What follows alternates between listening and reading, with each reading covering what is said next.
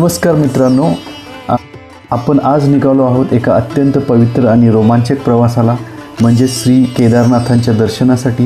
हिमालयाच्या कुशीत वसलेले हे तीर्थस्थान भगवान शंकरांचं एक महत्त्वाचं ज्योतिर्लिंग आहे। या ब्लॉगमध्ये मी दाखवणार आहे माझा संपूर्ण प्रवास, ट्रेकची चढण, सुंदर निसर्गदृश्य आणि अर्थातच श्री केदारनाथ मंदिराचं दिव्य दर्शन। तुम्हाला हा अनुभव नक्की आवडेल। चला तर मग सुरुवात करूया। हर हर महादेव। आपण आता फाटा या मुक्कामी लोकेशनपासून सोनप्रयागकडे चाललो आहोत। सोनप्रयाग इथून 14 किलोमीटर आहे, जवळजवळ अर्ध्या तासाचा प्रवास आहे। सकाळचे 4 वाजलेले आहे आणि आपण इथून जेवढ्या लवकर येता येईल गौरीकुंडमध्ये तेवढ्या लवकर येणं आपल्याला खूप फायदेशीर ठरतं, कारण नंतर ट्रेक करताना उन्हाच्या आधी पोचणं खूप फायद्याचं होऊ शकतं। आणि आता इथं पोचण्यासाठी तुम्ही हरिद्वारमधून बस किंवा कॅब घेऊ शकता किंवा ऋषिकेशमधून बस किंवा कॅब घेऊ शकता। आता ट्रॅफिकमुळे आपल्याला सोनप्रयागच्या ऐवजी सीतापूरमधूनच पायी जावं लागत आहे। आपण चालत चाललो आहोत।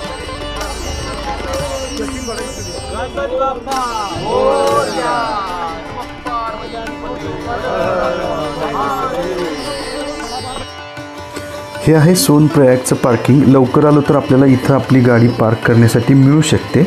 आता सोनप्रयागमधून आपल्याला गौरीकुंडमध्ये जाण्यासाठी इथल्या लोकल ट्रान्सपोर्टची मदत घ्यावी लागते आणि इथं सोनप्रयागमध्ये तुम्हाला आवश्यक त्या वस्तू इथं मिळू शकतात आणि इथं तुम्ही जाताना आपल्याबरोबर योग्य ती सामुग्री आणि घेऊन पुढे जाऊ शकता।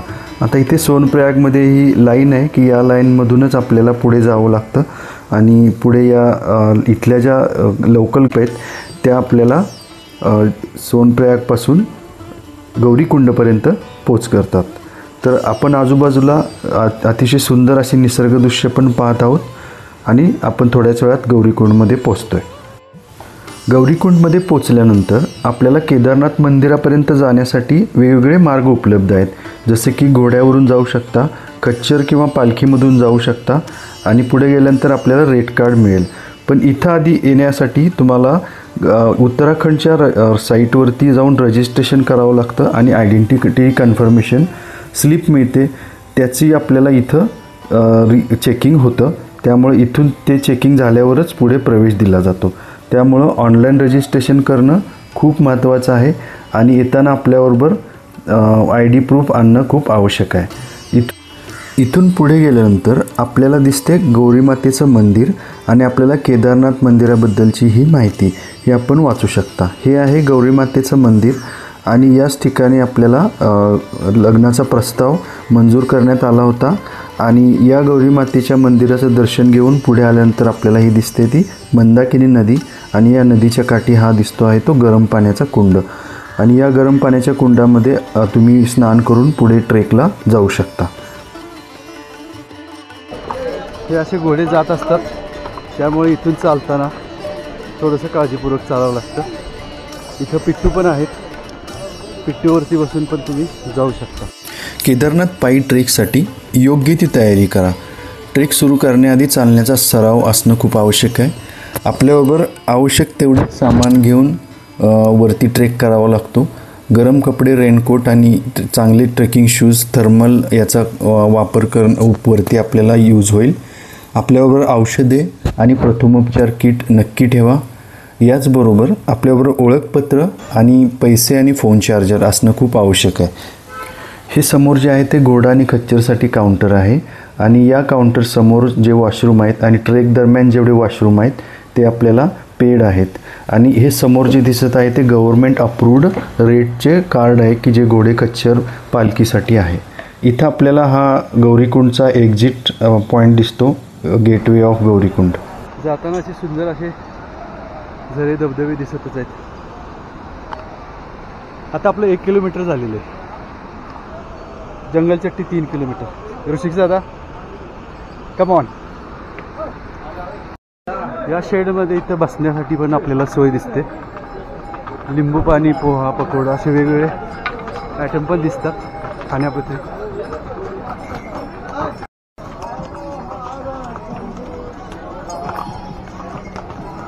भीमबली या ठिकाणी पोचल्यानंतर सुद्धा आपल्याला घोडे, खच्चर मिळू शकतात आणि त्याचे रेट्स वेगवेगळे आहेत। जाताना आपल्याला असे हे छान असे सुंदर निसर्गदृश्य पण दिसत आहेत, धबधबे दिसत आहेत. ऋषिकेश दादा काय म्हणताय? दमलं थोडंसं पण इतकं सुंदर वातावरण आहे आणि आमच्या सोबत म्हणजे खूप दमलो आहे पण सारखं प्रोत्साहन द्यायला आमचे लाडके अजितदादा आहेत. कंटिन्युअस ते मोटिवेट करतायत, चल चल जमेल. थोडंसं राहिलं. सौरभ दादा, आपण जी सिनरीतले बघताय ती स्वर्गापेक्षा काही कमी नाही. प्रत्येक माणसाचा जो जन्माला येतो त्याचं कुठे ना कुठे एक मनात दडलेलं एक स्वप्न असतं, ती केदारनाथची पायरी चढायची आणि साक्षात केदार म्हणजे ज्योतिर्लिंग श्री केदारांचं दर्शन घ्यायचं. आज आम्हाला देवानीच बोलावलं आहे, देवानी संधी दिली, पण प्रत्येकाची अवश्य यावं, अवश्य डेअरिंग करावी. साहस आहे, साहसाशिवाय कुठला दुसरा पर्याय नाही आहे. नक्की या गोष्टी तुम्ही स्वतः अचीव करू शकता. सो ऑल दी बेस्ट आणि नक्की या. हर हर महादेव. हर हर महादेव. इथून आता रामवाडा 1 किलोमीटर आहे आणि ट्रेक दरम्यान सर्व हॉटेल्स आणि बसण्यासाठी खूप छान शेड्स केलेले आहेत. जुने पण ट्रॅक चेंज करून आता नवीन ब्रिज पण असे केलेले आहेत. आणि समोर पाहतोय तो आहे रामवाडा. आता इथून रामवाडा गेल्यानंतर 2 वेगळे ट्रेक होतात. हा समोर जातोय तो घोड्यांसाठी आहे आणि लेफ्ट बाजूला पायी जाण्यासाठी. इथं आपण लंचसाठी दाल भात किंवा राजमा चावल किंवा पराठा असा मिळू शकतो. आपण आता लंच करून या बाजूला पुढे रामवाड्याकडं पुढे चालायचा. त्यावरती जो रूट जातोय तो पायी लोकांनीच जाण्यासाठी आहे हा.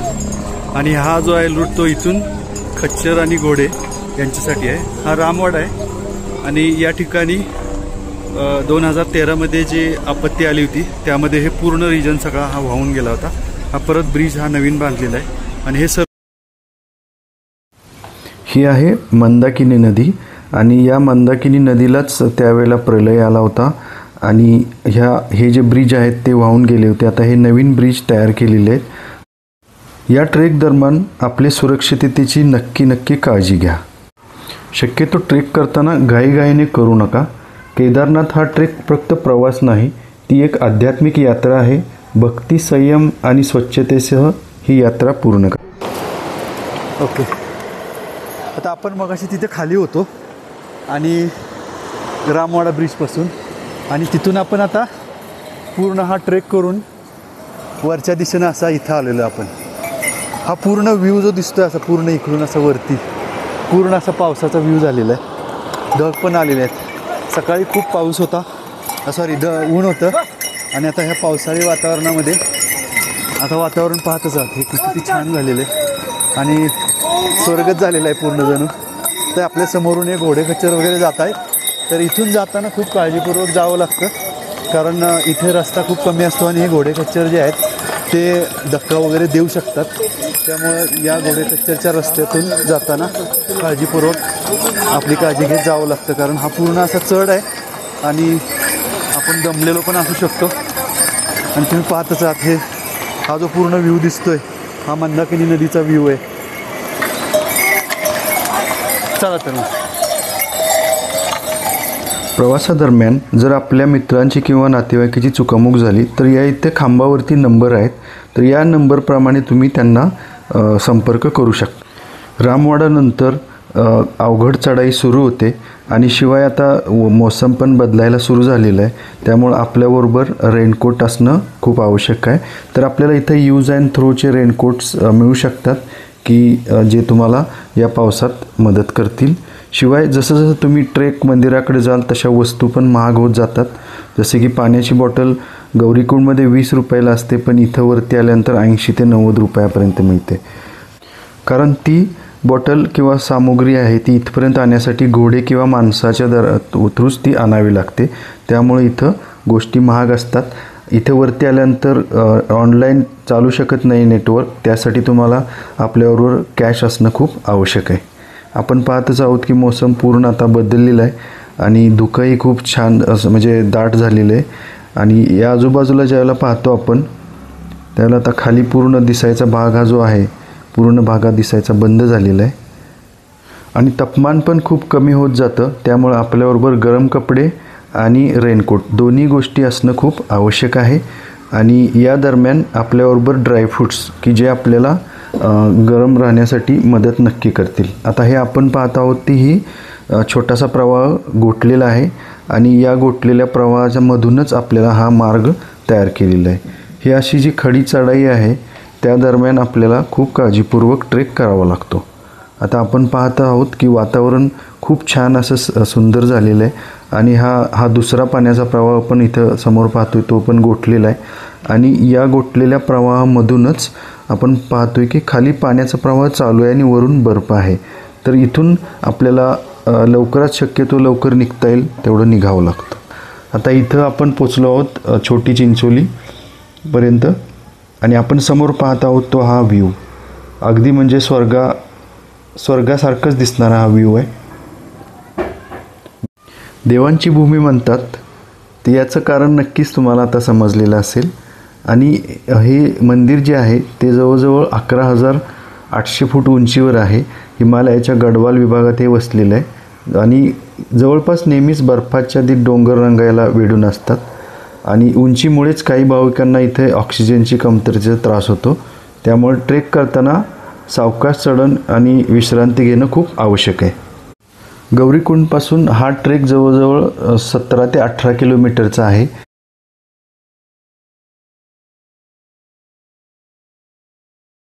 या दरम्यान जर आपल्याला मध्येच जर घोडे खच्चर घ्यायचे असतील तर तेही आपल्याला मध्ये मिळू शकतात.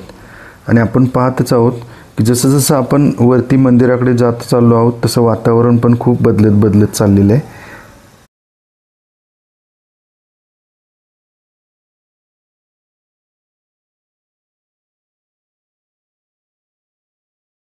बर्फ आहे ते बर्फ वितळलेलं नाही पण या बर्फातूनच हा रस्ता केलेला आहे आणि हा रस्ता कारण हे बर्फ असं आहे की आतून हे झालेलं आहे पाणी आहे त्यामुळे कधीही घसरू शकतं. त्यामुळे ही नदी आहे बर्फ आहे पूर्ण आणि या ठिकाणी पूर्ण गोठलेली आहे. तर या इथून असा रस्ता केलेला आहे. हे बर्फ आहे सगळं इथं. तो असा हा रस्ता आहे पूर्ण वरतीपर्यंत. खाली पण हे बर्फ असं वितळलेलं दिसतं.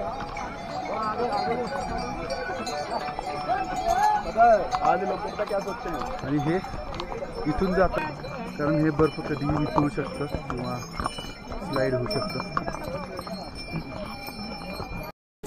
सौरभ दादा आपण आता केदारनाथ कॅम्पच्या जवळ पोचलोय. इथून 1.5 किलोमीटरचा ट्रेक राहिलेला आहे आणि आपण जवळजवळ पोचतच आलेलो आहे. फक्त एक आहे टेम्परेचर मायनसमध्ये जायला लागले आणि 14,000च्या आसपास फुटावरती उंच असल्यामुळं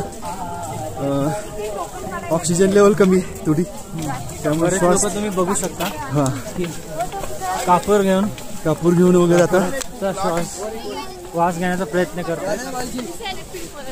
एकच सजेशन आहे शक्य असल्यास लवकर निघावं आणि संध्याकाळी 4च्या आत इथं पोहोचण्याचा प्रयत्न करावा जेणेकरून 2 गोष्टी साध्य होतील. एक तर तुम्हाला व्यवस्थित बघता येईल आणि वातावरण बिघडायच्या आधी किंवा चेंजेस होण्याच्या आधी आपण आता मंदिरासमोरच्या या परिसरामध्ये पोचलो आहोत आणि आपण पाहत आहोत हे समोर मंदिराचा कळस आणि या पायऱ्यावरून वरती गेल्यानंतर आपल्याला हा मंदिराचा परिसर दिसत आहे. मंदिराच्या आवारात संध्याकाळी 7 वाजता आरतीचा पण आरती असते. ती आरती आपल्याला अटेंड करायला मिळाली कारण आपण 7च्या आधी पोचलो आहोत इथे आणि ह्या आरती नक्कीच तुम्ही अटेंड करा. खूपच छान वाटेल. आणि या आरतीनंतर 9:30 वाजता दरवाजे बंद होतात आणि 9:30 वाजता हा अभिषेकचा कार्यक्रम सुरू होतो. त्या मंदिराच्या परिसरामध्ये वेगवेगळे हॉटेल्स आहेत की जिथं आपल्याला खाद्यपदार्थ मिळू शकतात. आहे ते म्हणजे सगळं मॅजिकल आहे असं म्हणायला काही हरकत नाही.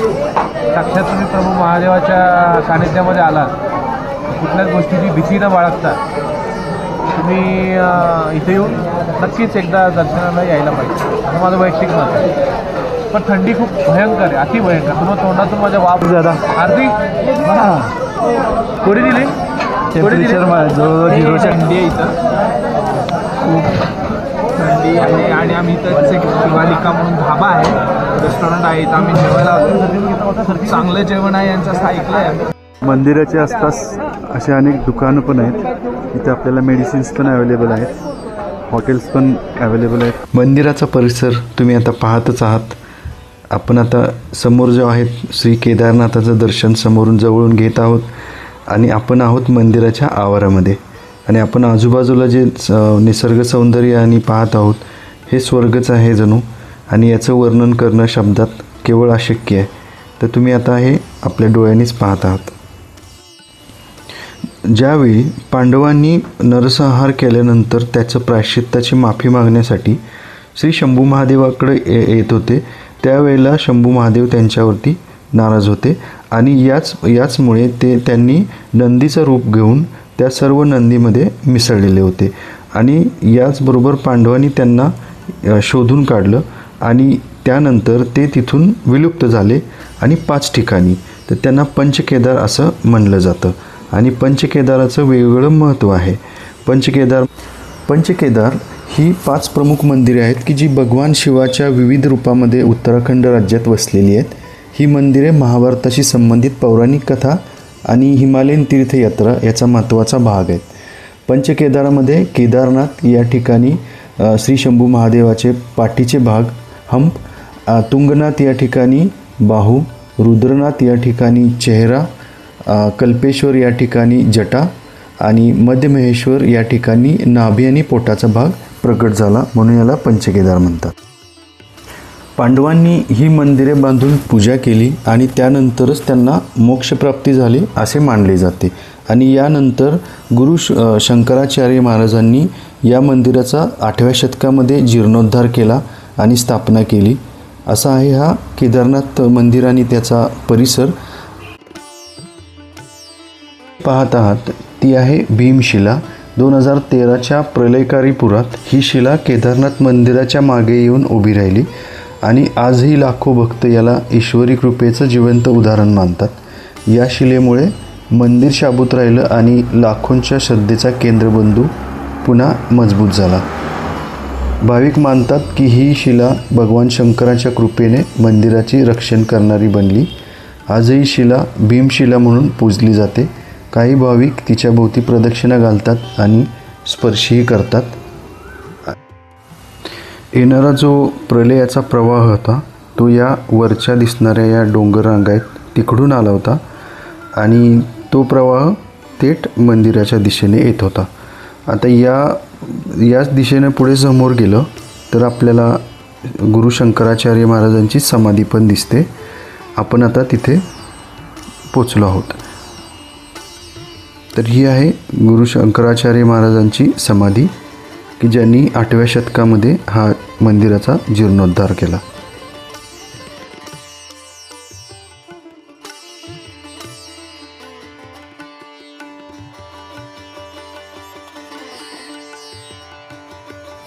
मंदिराच्या उजव्या बाजूने हा श्री भैरवनाथ मंदिराकडे जाणारा मार्ग आहे आणि ह्या मार्गावरून आपण भैरवनाथ मंदिराचं दर्शन करण्यासाठी चाललो आहोत. माझी काल तब्येत डाऊन होती त्यामुळे मी पूर्ण ट्रेक करू नाही शकलो अनफॉर्च्युनेटली. मी घोड्याने आलो होतो काल केदारनाथला, पण आज महादेवाच्या आशीर्वादाने जी एनर्जी मिळाली आहे, आज हा छोटा ट्रेक आहे 800 मीटरचा किंवा 1 किलोमीटरचा. कालभैरव मंदिर, जो कोणी केदारनाथला येतो त्यांनी कालभैरवाचं दर्शन घेतल्याशिवाय केदारनाथचं दर्शन पूर्ण होत नाही अशी आख्यायिका आहे. श्री भैरवनाथ मंदिराच्या आसपास ही घरं बांधलेली आहेत भक्तांनी. याच्या मागं असं कारण आहे की इथं जर तुम्ही घर बांधाल तर तुमचं या पृथ्वीवर नक्की घर होईल.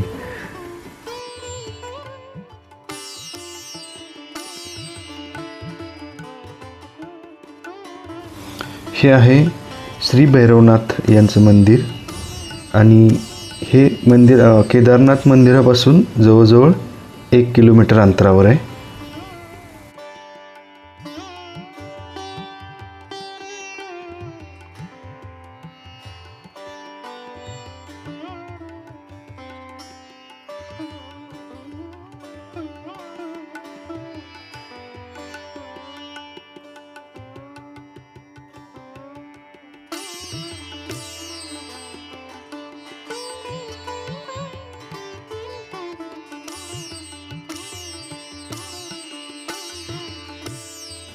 आणि भैरवनाथ मंदिरापासून आपल्याला ही हेली सर्व्हिस दिसते. तर श्री केदारनाथ या ठिकाणी पोचण्यासाठी आपल्याला हेली सर्व्हिस पण यूज करू शकता आणि ही जवळजवळ 1 किलोमीटर अंतरावर आपल्याला आणून ड्रॉप करते. तर हा समोरून वरून दिसतोय तो आहे केदारनाथ मंदिराचा हा परिसर. आणि या मंदिराच्या मागे आता मंदाकिनी नदीचा प्रवाह आहे तो 2 भागामध्ये विभागलेला आहे. हे ब्ल्यू कलरचं जे शेड आहे त्या तिथून लेफ्ट साईडला एक आणि राईट साईडला असे 2 भागामध्ये हा प्रवाह विभागलेला आहे. असा हा आहे केदारनाथ मंदिराचा आणि भैरवनाथ मंदिराचा हा परिसर. आपण आता श्री केदारनाथ आणि श्री भैरवनाथ यांचं दर्शन करून आपण पुढच्या मंदिरामध्ये प्रवेश करणार आहोत दर्शनासाठी. ते आहे तुंगनाथ, की जे आपल्याला जवळजवळ 4.5 ते 5 किलोमीटरचा खडी चढायचा आहे. तर आपण आता पुढच्या भागात भेटू तुंगनाथ येथे. Hi, I am Ajit Kumar signing off for the day. Stay safe and have a safe rides. Bye.